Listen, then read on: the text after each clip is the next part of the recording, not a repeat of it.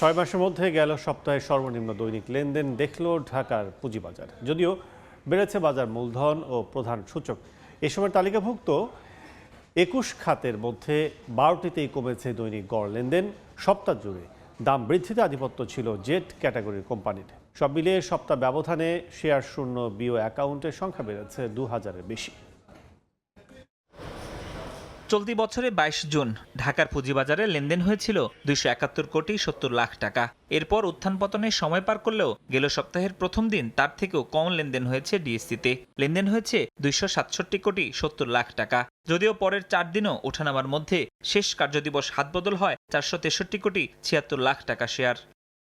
দৈনিক লেনদেনে অস্থির ভাবের মধ্যেই সপ্তাহ শেষে দেশের প্রধান পুঁজিবাজারে মূলধন বেড়েছে 1606 কোটি 19 লাখ টাকা।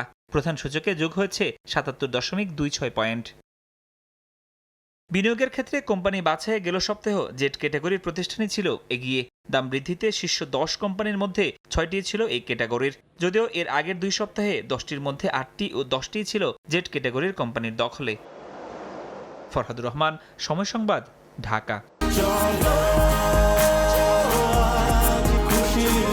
40 বছর ধরে অসংখ্য খুশির মিছিলে ছিল আইডিএলসি, থাকবে আগামীতেও।